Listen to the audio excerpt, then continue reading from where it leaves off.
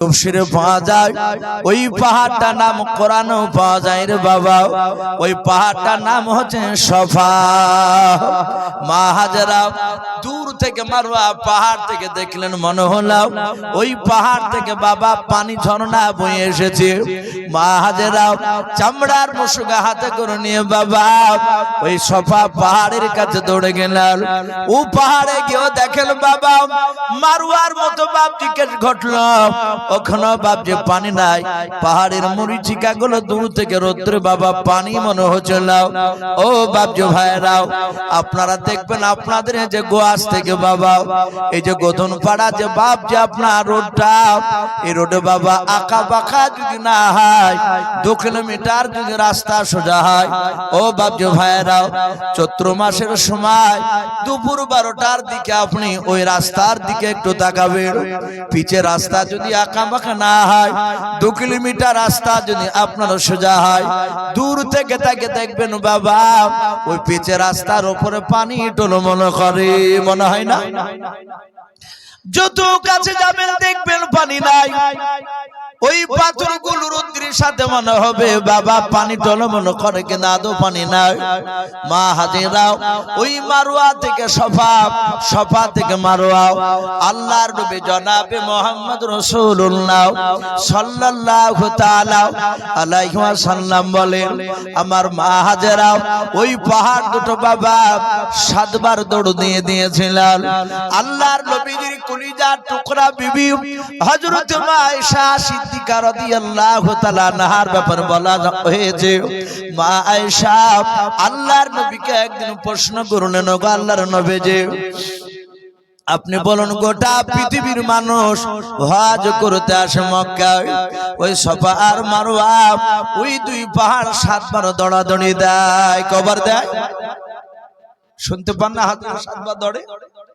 মাইশা ডাক দিয়ে বলে, নবী গো ওই পাহাড় দুটো কোন মানুষ যদি ইচ্ছাকৃত যদি 6 বার যদি দৌড় দেয়, ওগো আল্লাহর নবী যে বলুন তার হজ হবে কিনা?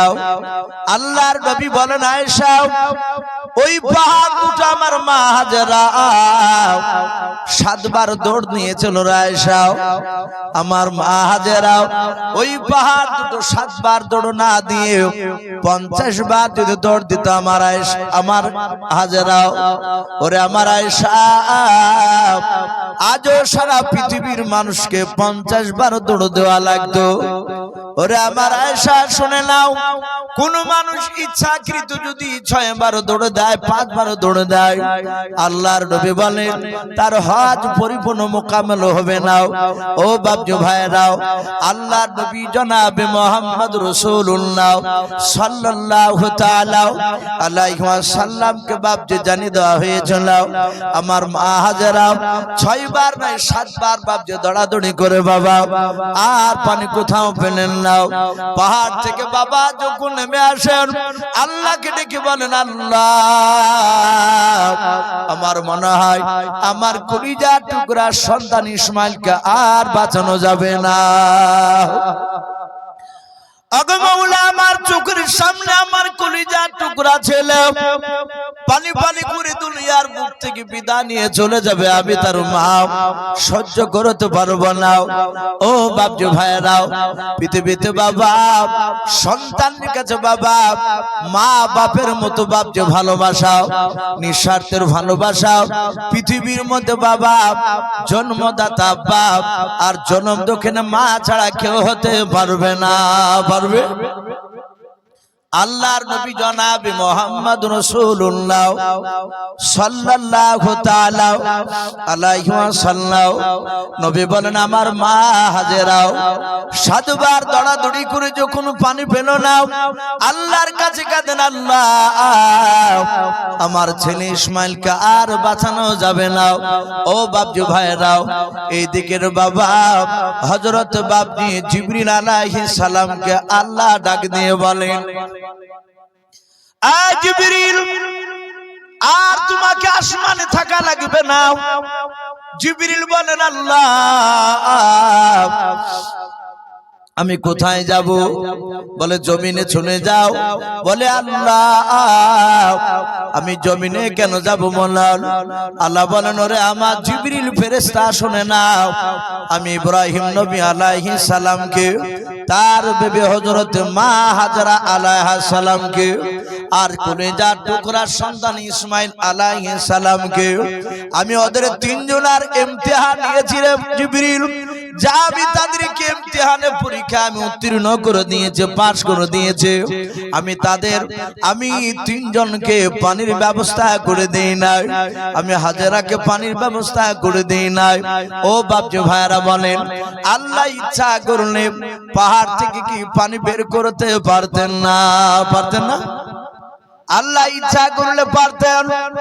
আল্লাহ বলেন জিবরিল যা যাও, আমি তাকে পানির ব্যবস্থা করে দিই না।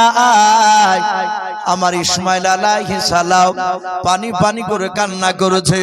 ওরে আমার জিবরিল, আমি তোমাকে এক নাই দুই নাই, তোমাকে 600 খানা ডানা দিয়েছে। বলুন সুবহানাল্লাহ। আল্লাহর নবী বলেন জিবরিল আলাইহিস সালাম তুমি এত বড় ফেরেশতা বাবা, এত বড় ফেরেশতা।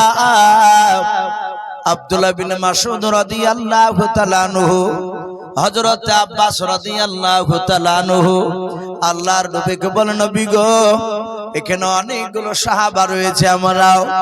ও নবী বলেন জিবরিল কত বড় ফেরেশতা? আল্লাহর নবী বলেন ওগো আমার সাহাবারা, জিবরিল কত বড় ফেরেশতা তোমরা শুনবা? বলে হ্যাঁ।